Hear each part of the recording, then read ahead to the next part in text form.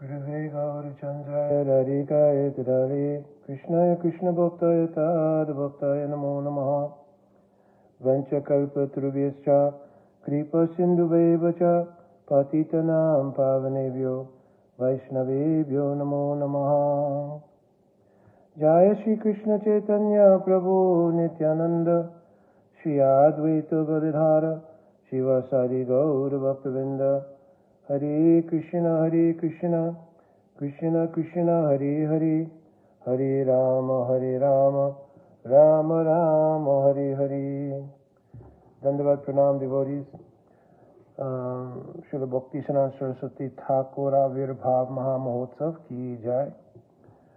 So, later on, of course, in the evening, on our phone conference, we'll be speaking the Mahima of Srila Bhakti Saraswati Thakur, and of course all pastimes and everything. So it's a very glorious day. Of course, Srila Bhakti Saraswati Thakur is also a linchpin in the prophecy of Mahaprabhu, Prithviya Cheyata Nagaradigram, Savatra Pracha Hoibe Moranam, that Sri Harinam and all of the conceptions of Harinam would spread to everywhere around the world. That was pretty much fulfilled through the inspiration of Srila Bhakti Vinod Thakur and the arranging of the packaging by Srila Bhakti Saraswati Thakur, and of course by the inspiration and the agya given to our Srila Prabhupada, Bhaktivedanta Swami Maharaj, that became possible, that prophecy was fulfilled all over the world. Many times devotees think that the meaning here is that people everywhere throughout the world will simply be chanting Harinam, but that would not really be the fulfillment of Mahaprabhu's prophecy, because Mahaprabhu's prophecy was inclusive of all of the conceptions related to Harinam. To understand Nama Chintamani Krishna's Chaitanya Rasa Vigraha Punasuro Nityamukto Abhinatvam Nama Namayo, understanding this name and Krishna non-different, understanding the glory of how Prem itself was manifest in this Nam. Swanama Premamrita Atyudhara Apamrayo Vitataragor. That Mahaprabhu was so kind that he placed Nam Namakari Bahuda Nija Sarva Shakti, he placed all his Shakti in Nam, inclusive of Prem. So this is Prem Nam, and it's a very, very rare thing. And so to have the most fallen persons, right, which were certainly realized in the Leela of Jagai and Madai with Sri Nityananda Prabhu and Nam Nishtarup Shri Haridas Thakur, that very kind of mercy under the auspices of Mahaprabhu coming down in Parampara through our Bhakti Saraswati Thakur, Srila Bhakti Vinod Thakur, of course, our Srila Prabhupada, and the many, many stalwart devotees like my Guru Pada Padma and others who facilitated that manifestation of the prophecy all over the world. And as I said, inclusive of everything related to Harinam. So that's not really our subject matter today. I'm attempting to, earlier than normal, because I have a long day today, to try to answer some questions that came in that were requested to be done in this forum. I've answered a lot of questions recently by just replying directly to the persons involved. But I thought because they requested it should be done on this forum, perhaps because they wanted to comment or they wanted the question openly asked and answered, we're doing it on this forum. But let me do this. Let me pull up the questions themselves, and then we can get started. Obviously, in the thumbnail to the session here, I put down the subject matters that were requested. Give me 1 second.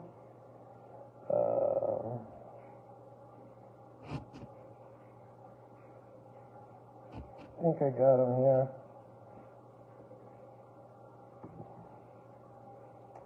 All right. Okay. So the first question was about Varnashram Dharma. And basically they were saying, is it true or not that some devotees say that the last part of Srila Prabhupada's mission, which was the establishment of Varnashram Dharma, still has not taken place. So, not only our Srila Prabhupada, but even Srila Bhaktivinoda Thakur, Srila Bhaktisiddhanta Saraswati Thakur, and of course our Srila Prabhupada, and in general,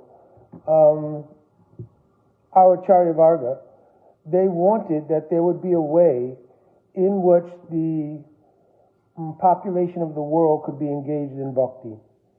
And because obviously the world's population is of so many different varieties due to their karmic portfolio, as well, there are some persons who have bhakti samskars. So each person has an individual, unique package, so to speak. But overwhelmingly, many people who do not have bhakti samskars, if they were to come to the platform of bhakti, it has to be through some means by which they can enter. So, all of our Acharya Varga, but especially Bhaktivinoda Thakur, Srila Bhaktisiddhanta Saraswati Thakur, and Srila Prabhupada, conceived that in the, as I mentioned earlier, fulfillment of the prophecy, that they would find a way to engage people in the process of bhakti. And the most suitable means is created by Bhagavan himself. Chaturvanam Maryasistam Gunakama Vibhavasa. That analyzing a person's qualities and the nature of their activities, that persons could be engaged in serving Bhagavan through the system of Varna and Ashram. So, our Srila Prabhupada certainly wanted that to happen. As far as whether or not that was accomplished or not, I would say yes. Sometimes we have different conceptions of what we consider to be the establishment of Varna and Ashram. But really, once you establish the principle of bhakti, then all of the relative considerations coming from bhakti are also established. So Srila Prabhupada, by introducing bhakti and creating facility for those who had bhakti samskars and those who were coming newly to bhakti, to enter bhakti on the actual path of bhakti, which is not directly related to Varnashram Dharma, but is the goal of Varnashram Dharma. Srila Prabhupada established the place from where Varnashram Dharma model could emanate. So let me explain that.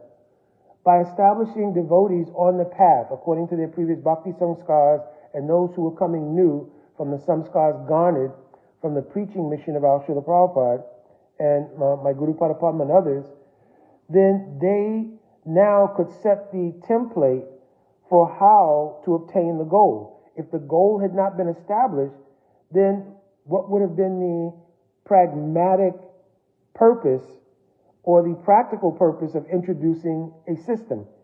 Because to many people it would have just appeared as a caste system or something, right? Because Varnashram is actually called Daivi Varnashram. The whole intention of Varnashram is to produce entrance into the path of bhakti or devotion, right? Varnashrama charavata purushena parampumam. Vishnu rajate panta nanyat tatosha karanam. It is meant to give satisfaction to Lord Vishnu. So it is Daivi Varnashram. Right? Mahaprabhu asked Ramananda Roy to give him the ultimate goal of life, but quote from Sastra, Ramananda Roy quoted this verse. For people in general, right? This Varnashram system is the only way they have entrance into bhakti and have the means of developing the idea of serving Bhagavan. But then Mahaprabhu told, Eho bhai age karar. But this is external to actual Vaishnav Dharma. So you should go on and explain further. And of course, we know in Ramananda Samvad that the conversation goes all the way from that point of Varnashram Dharma, which would be the entry point for most people in the material world, all the way to the highest thing of Prem Vilas Vivarit. You understand? So the devotees were meant to set a model. And I think in the establishment of many farm communities, self-sufficient communities, etc., that model has been set. Right? The ultimate goal of life was established, that we should understand the nature of our dasatva towards Bhagavan and try to develop that relationship to its perfection. And that's our goal of life. That's the goal of everyone. But particularly those who've entered the path, that is our goal. So Varnashram Dharma was really not the goal, according to Mahaprabhu and according to our Guru Vargas, of those who've taken to the path of bhakti. Normally, before we chant our Diksha mantras, we'll say, Nahan Vipro Nacharpati Napi Vaishona Sudro. Right? We're declaring in this Buddha Shuddhi Shlok, that we are not members of Varnashram Dharma. Gopi Patu Pada Kamalayor Das Dasanu Das. We're trying to establish our dasatva in relation to our worshipable objective, Mahaprabhu Shri Radha Krishna Yugu. So this is our actual development for those in the practice of Vaishnavism. Obviously, for those who have no bhakti sanskars or approaching the path, then the doorway of Varnashram Dharma is what is a practical system of that kind of approach. So, Srila Prabhupada mentioned one thing also, that Varnashram Dharma will really become a necessity when the society comes to a point where they don't see alternative in the regular material scheme of things. In the 12th canto, Srimad Bhagavatam, for instance, is mentioned, Prajaste Pashikshanti Malacha Rajana Rupina. That in the Kali Yuga, one feature is that malechas or uncivilized persons in the guise of leadership will Prajaste Pashikshanti. They will tax the citizens in various ways. Obviously economically, but taxing resources, taxing lifestyles. They'll do so many things that have such an adverse effect on the population will flee to try to find solace in places outside of the normative social structure. And it's at that time when all of the communities that have been established by devotees, right, and I'll even extend it out to other spiritual traditions, any communities of faith, but particularly the communities of devotees, then what model Srila Prabhupada gave of an ashram at that time will be a practical application because the persons needing it will be there. Sometimes there's also a discussion of whether or not devotees themselves are above Varnashram Dharma. Well, nobody will know better than the particular individual devotee. If you have come under the guidance of any realized Vaishnava, then you will realize that my real duty in this lifetime is to obtain my siddhi and bhajan life. And that is beyond the purview of Varnashram Dharma. Well, you may be doing seva on a farm somewhere. It does not make you a Vaishya. You may be doing any kind of other work which would fit into the category of Sudra, or you may be doing Thakurji seva and other sorts of, quote, Brahminical work, but it doesn't make us Brahmin. You understand?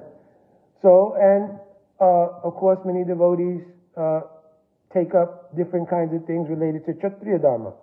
But actually, we're not Brahmin, Brahmin, Vaishya, Sudra, etc. We are actually aspirants, something has gotten into my eye. So I'm just trying to clear it. We are actually aspirants in the seva of Mahaprabhu and Shri Radha Krishna Yugu. So that is our full absorption. So devotees themselves, this is Mahaprabhu told to Ramananda Roy, Eho bhai age karar. We have moved to the point of pursuing the further developments in the conversation of Ramananda Roy. You understand? So we have to take our sastra and make it applicable and practical to our own lives. So we can't sort of make imaginary conflations between different things. So you have to actually follow what our Guru Vargas have given for particular individuals. So as I mentioned, obviously persons who are approaching newly to the path of bhakti, one introductory mechanism is Varnashram Dharma, especially when you're looking at a mass population. But if someone is very fortunate, due to bhakti unmukhi sukritis, that they can come to the path with some interest directly in pursuit of a spiritual life, then they no need to go through being placed in some particular varna and ashram. Rather, one should simply take up spiritual practice, understanding oneself to be the das of Krishna, and try to pursue realization of that fact. Right?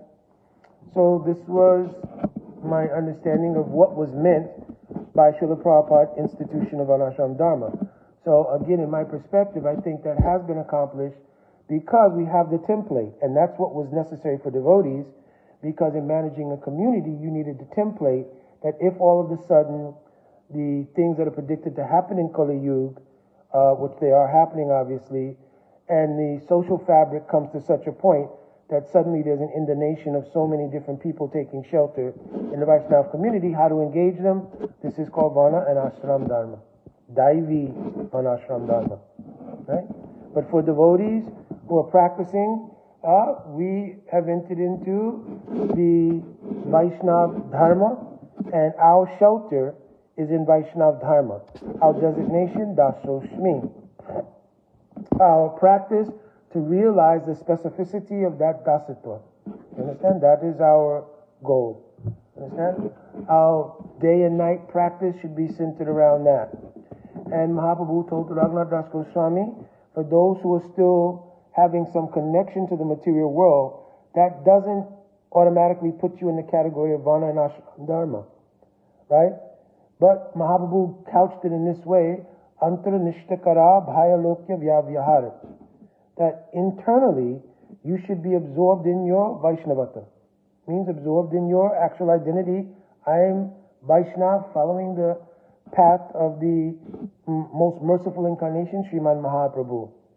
In the Vyavyaharik life, means in my external life, I may be doing this job, I may be married, I may not be married, I may, be in this situation, that situation, but inwardly, in the heart, I should identify I am Vaishnav.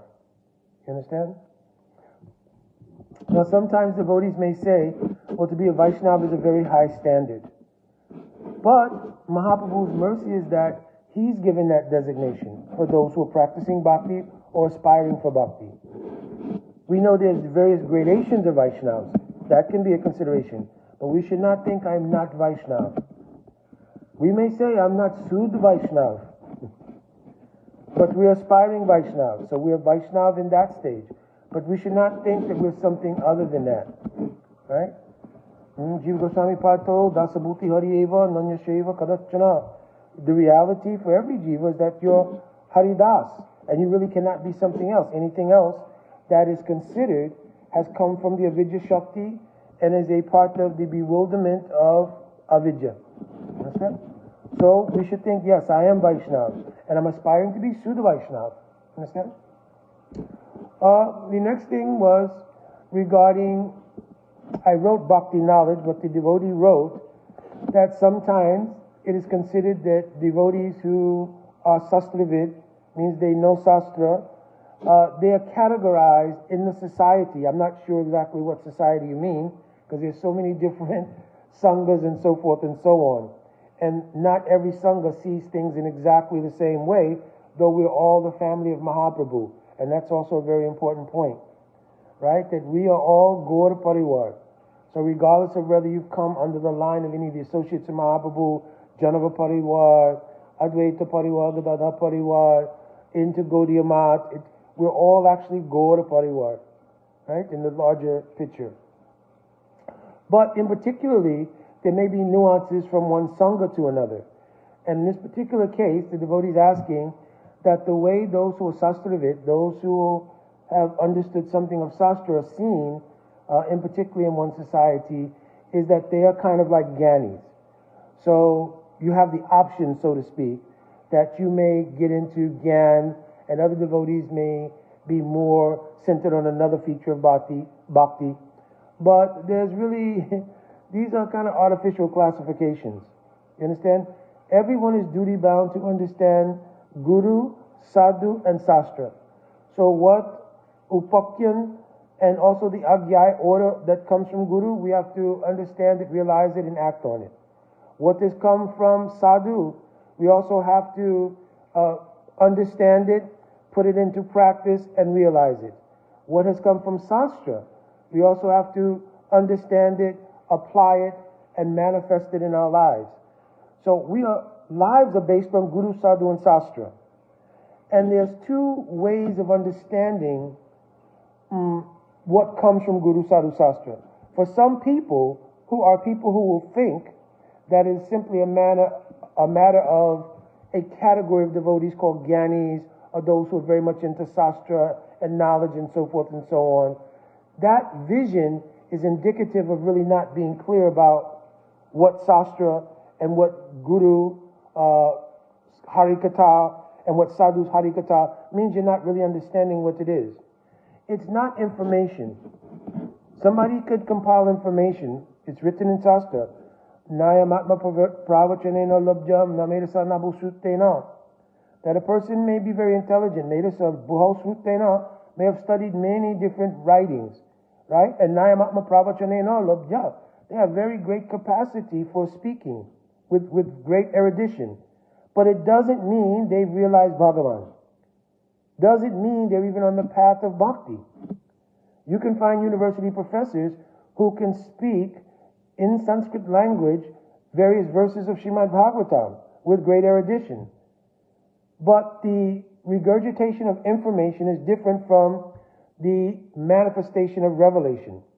Revelation means those who have taken up the practice of bhakti in earnest and have digested the Harikatha that is coming from Guru, Sadhu and Sastra, and has become revelation in their lives. And when they're speaking, it is not Gyan. It is revelatory feature of the Swarup Shakti of Bhagavan. You understand? Because in that verse it says, Evam Isha Vinute Tena Labjas Tashev Isha Vi Vinute Tanuswam. Even if you have all those other qualities, unless Bhagavan reveals himself through Guru Parampara, then you cannot know Bhagavan. So having information is not a axiomatic standard. In fact, it's no standard at all to know Bhagavan. To know Bhagavan, one has to begin with the principles of Saranagati. So Saranagati is both the doorway to Bhakti and it's also the first anga of Bhakti. Guru Parasraya Tata Diksha Shikshadi Vishramdena Guru Seva. Rup Goswami Pad gave, this is the entrance into the path of Bhakti. So it's both the doorway to Bhakti and it's the first anga of Bhakti. So beginning at that point, when a person does Saranagati, then Prahalad Maharaj told, Shravanam Kirtanam Vishnu Smaranam Parasevanam Archanam Vandam Dasya Sakyam Atmanivedanam Itti Pumsa Prita Vishnu Bhaktas Chinnavalakshan. When you've done Saranagati, then you can practice the angas of Bhakti. At that time, Shravan, Kirtan and Smaran become infused first by the Prabhav, means the influence of Swarup Shakti, and then in maturation by the shadow of Swarup Shakti, and then in Bhav Siddhi, in our perfection, by the descent of Swarup Shakti itself. So we should not think at all that devotees who are sastravid and they're actually practicing bhakti, it's just a matter of gyan. It is not gyan, it is revelation. You understand? And part of this comes from, which is the latter part of my thumbnail, the psychology of humility. So humility, actually according to Sastra, comes when there's realization of Krishna. What is it? Paripokena dhanasya Krishna prema ajasanvitanyate parasparamapiyetan karya mikshate. So in Sastra it's quoted that dainya bhava, humility, is the result of Krishna prema ajasanvitanyate, the acquiring of Krishna prema. And parasparam means something that mutually nourishes something. So your advancement in realized humility is paraspara. It is nourished by the degree of Krishna consciousness you've obtained. You understand? And then it goes on to say, karyam karamikshate. It is in fact the cause, the very cause of humility. You understand? So sometimes there's an artificial humility, because we know that within the Vaishnav Sangha, that one quality that is admirable, socially speaking, is to be humble. So sometimes not realizing that there is a gulf of difference between the realized state of dainya bhav, humility born from realization, devotees will sometimes, or aspirants more, will sometimes try to take that ideal and make it applicable to their current standing. I'm giving an example. If you ask a devotee, Didi, Prabhu, please, you should speak something regarding this particular spiritual topic. And, oh, no, I am so fallen and I don't know anything. So we have to be really, really careful with statements like that. Or, I am the most fallen. Because that's not a realization someone has. In the stage of being an aspirant, that's not really a realized situation. That is voicing a social conception that we should be very humble. You understand? But you have not realized I am the most fallen. That comes from Dainya Bhav. That expression is born from Dainya Bhav. Like if Bhakti Vinod Thakur will say, Amara Jivan Sadapape Rata Nahi Ko Punya Ralesh. That Bhakti Vinod is Kamla Manjari. You understand? But in his absorption, in his sadhak root, as Bhakti Vinod Thakur, in realization, this Dainya Bhav has come as a Sanchari Bhav in his heart. It's not an artificial thing. So sometimes in the stage of being an aspirant, we use these kind of things to mask a certain insecurity around our false egoism regarding our status in the practice. In other words, some degree of false ego transfers from our material dealings into our spiritual aspirations. So we're thinking, I need to be protected around issues that may make me seeming to be compromised or put me in any position that's vulnerable. So one way to escape that is to declare a kind of humility that I really have not realized, but would be socially acceptable to avoiding awkward circumstances, like being asked to speak on something. And therefore some embarrassment comes if I'm not familiar with that subject and so forth and so on. So, oh, no, Prabhu, I'm very fallen. I don't know anything. Really, when you speak like that, you're really, because at first I just explained, it's not genuinely coming from Dainya Bhav, right? It's false egoism combined with social awkwardness at a particular moment. But what you do when you say that is it reflects back, my Guru Pada Padma has not given me anything. My Guru Pada Padma has not given one thing in my patra for me to speak on this topic. So in the course of protecting your own egoism, you actually cast a bad reflection on your Gurudev. So the thing would be to say, oh, I will offer according to the capacity of what I've understood from Guru. And even if it's namaskar to that particular topic, then you have made the endeavor to give from your heart what your Guru Pada Padma has taken so much time, effort, everything to give to you. And then also it should create, I have to become very much more deeply absorbed in digesting the words of my Guru Pada Padma and sadhus. Because the process is Shravan and Kirtan. If you don't do Shravan and Kirtan, Smaran becomes very difficult. And the entire practice of the line of conception of practice coming from Mahaprabhu is Rag Marg, right? And it's very difficult to do Rag Marg because the hallmark quality of Rag Marg is genuine Smaran. It is genuine Smaran. Smaran here doesn't simply mean remembrance. It means when the Antakaran, the subtle body, has become purified and it's capable of the revelation of the Harikatha that you've heard over the course of time becoming manifest on the chitta. You understand? This is called Shruta Ikshita Pat, the path of seeing through hearing. You understand? Having darshan of the reality of something via understanding it from hearing it. You understand? So it's very important that to not only hear, but to speak, to offer, because when you speak, you're doing seva by kirtan. So the false sense of humility is not a helpful thing in bhakti. If someone will give any praise to a devotee, Prabhuji, your kirtan was very, very amazing. I was very inspired. Oh, This was my Guru Kripa. This is the Kripa of Guru and Vaishnav. Oh Prabhu, oh Didi, your Harikatha was very, very nice. Oh, this is Guru Sadhu Kripa. You understand? Because that's the truth. We were never the speakers. What happens when Harikatha takes place? There's a very deep meaning to the verse Satam Prasanga Mamaviya Samvad. Samvido. The meaning here is Satam, when there's the presence of a sadhu, and there are persons to hear that sadhu. When everything is properly aligned, prasanga takes place.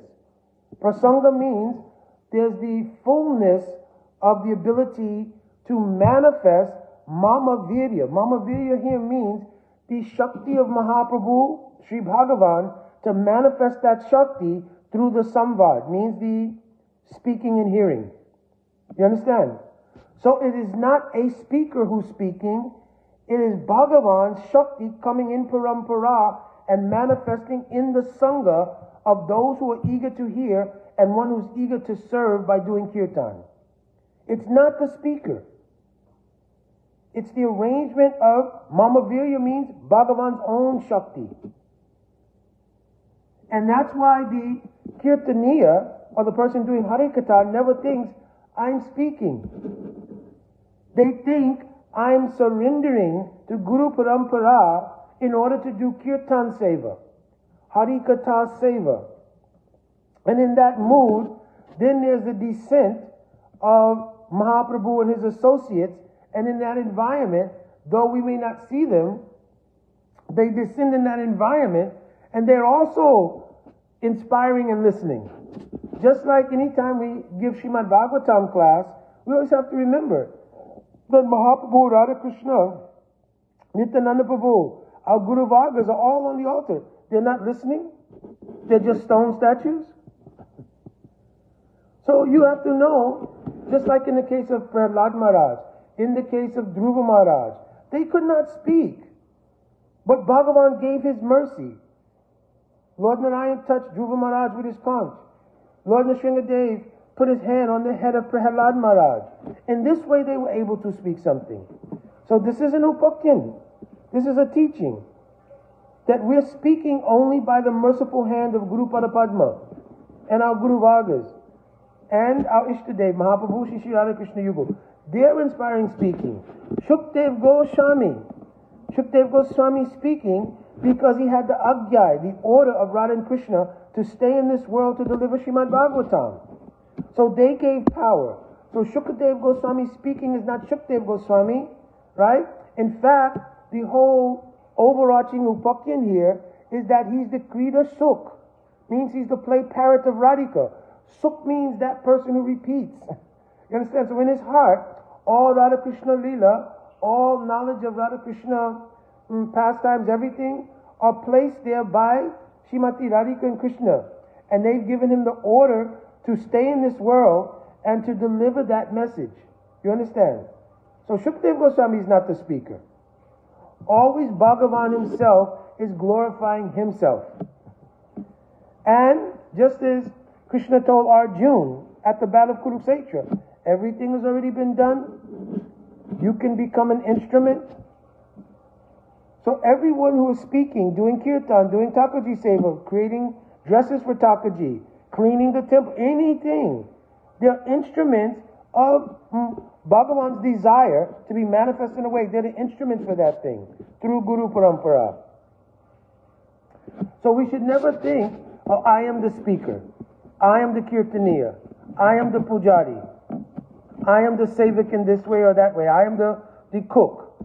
Oh, the Prabhu, Mahaprasad today was exceptional.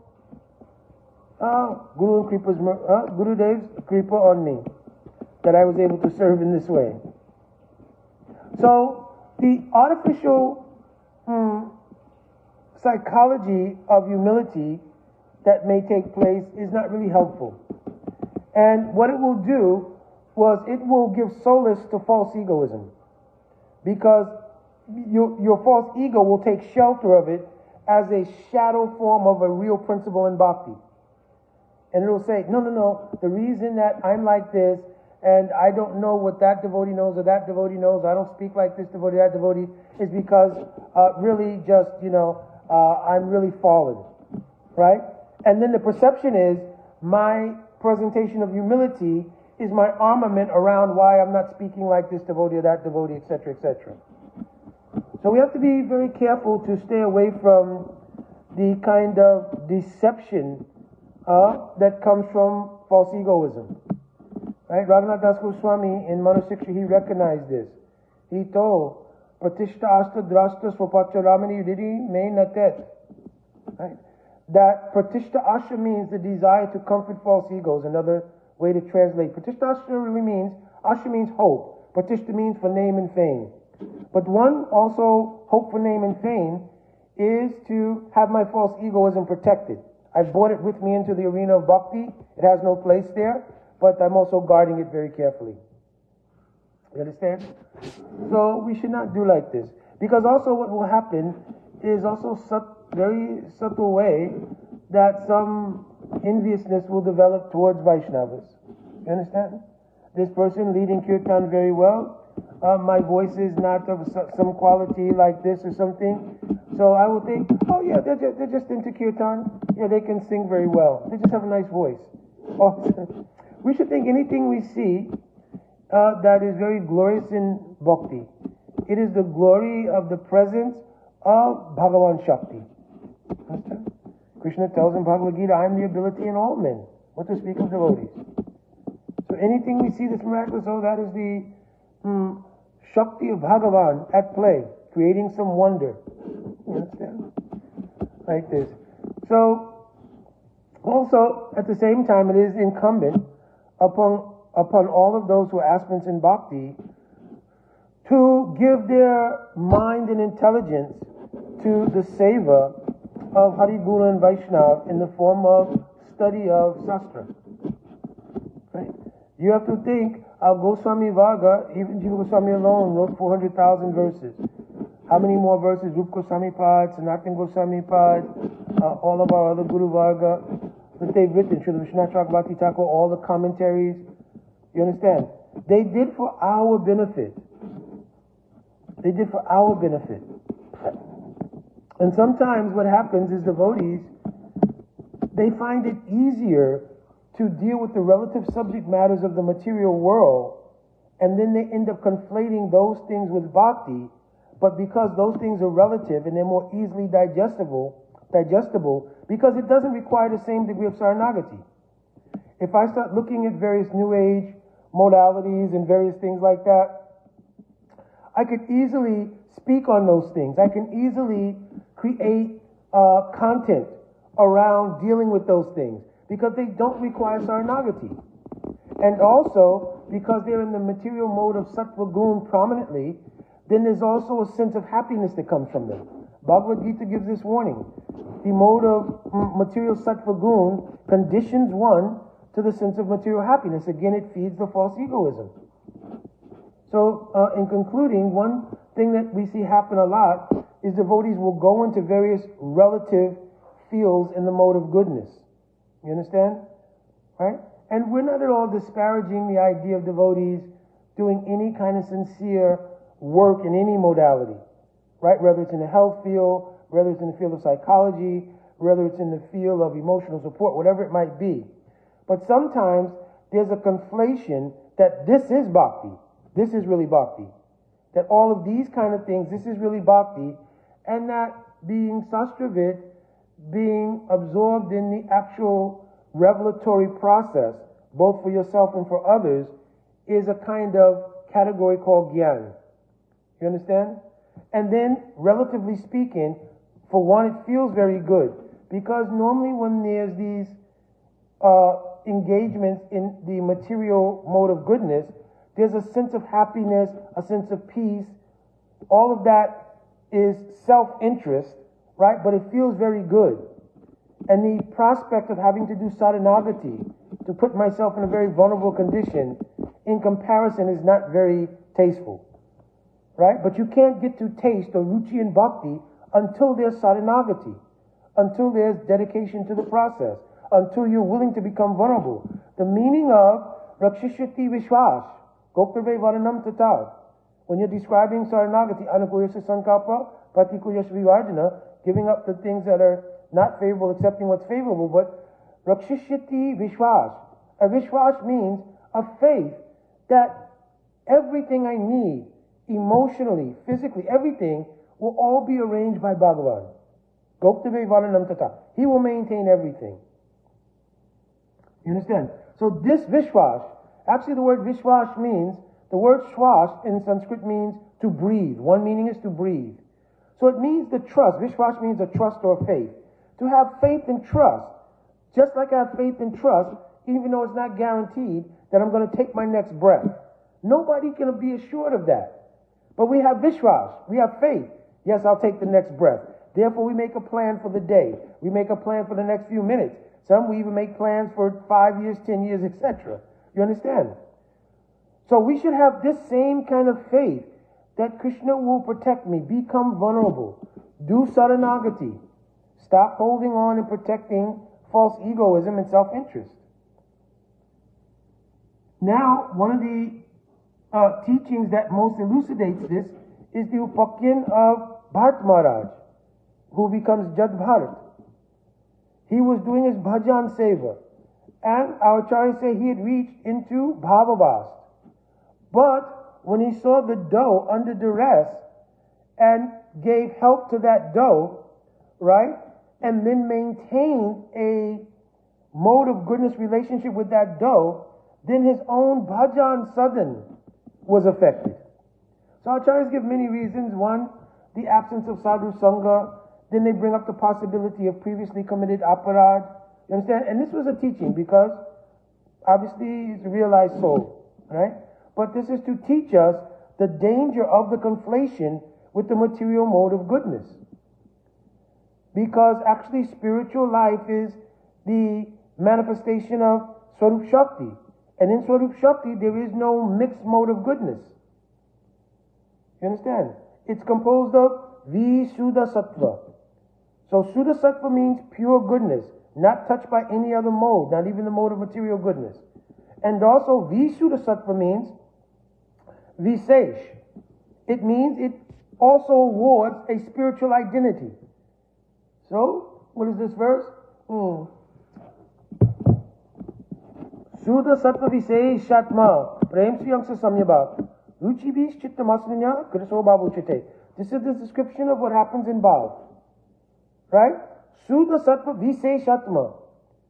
This Visuddha Sattva, it appears in the Chitta and it is Swayam Prakash and Swayam Ashwara, means it's self-revealing. So it reveals itself on the Chitta along with the complete manifestation of your worshipable objective, your Ishtadev, the revelations about your Swarup, the Swarup of all the associates of your Ishtadev, including your own Gurudev Swarup, everything. And Ruchi Bish Chittamasanya, the main thing it does is it melts the false egoism. Chitta means the antakaran, means your subtle body. Mind, intelligence, false ego are all taken over by the vrittis of Swarup Shakti, and that ahamkara, everything is melted away, and the pure Visay Sambandhik Gyan is fully manifest, means what is your spiritual identity, everything. So this is our aspiration. But if you keep reaching out into the mode of goodness, then like in the teachings of Bharat Maharaj, you miss your bhajan life. You'll miss your bhajan sadhan. And you'll begin to categorize your bhajan sadhan in an artificial way because you're getting ruchi from the material mode of goodness. You understand? It's not genuine ruchi. You're getting taste from the material mode of goodness. One of the hallmark qualities of this is God play. God play means, for instance, you'll find that there are some devotees who think, for instance, well, somebody's having a lot of trauma from their childhood. They may genuinely need psychological help, right? But there's also sometimes the idea somebody is suffering from some childhood trauma or some current trauma regarding a relationship or some trauma regarding self-esteem or any other myriad of psychological issues. But we have to think, Mahaprabhu was told, Bhagavan himself was told, Namnam Akari Bahuda Nija Sarva Shakti. just this one line in this one shlok.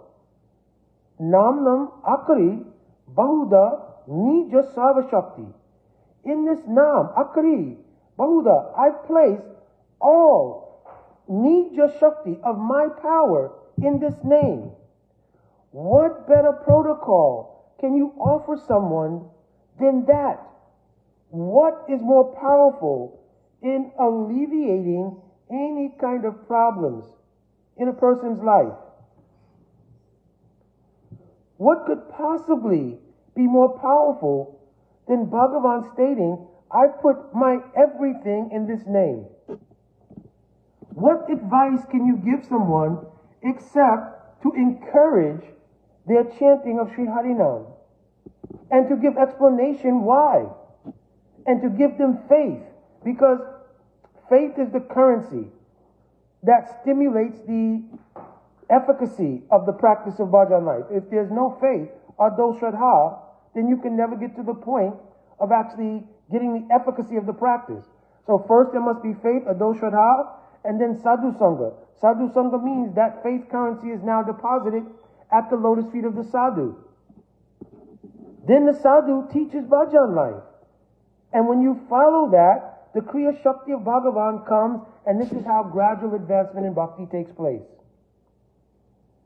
But if you hold on, right, as exemplified in the teachings of Bharat Maharaj, he maintained this deer to the point where his own bhajan sadhan was interrupted. So if you enter into the mode of goodness activities and become absorbed there, though you may appear to be doing bhajan sadhan, the consciousness and the bhajan are not synthesized because your consciousness is invested in the mode of material goodness. Saranagati is meant to take us out of that dynamic and to put everything at the lotus feet of transcendence in the form of surrendering to Hari, Guru, and Vaishnava. Understand?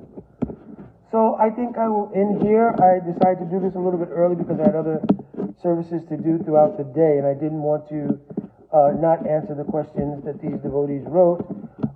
And for the Didi who wrote particularly about the idea of humility and this whole discussion of the mode of goodness, you can reach out again and tell me if this was okay. If not, we can have more discussions.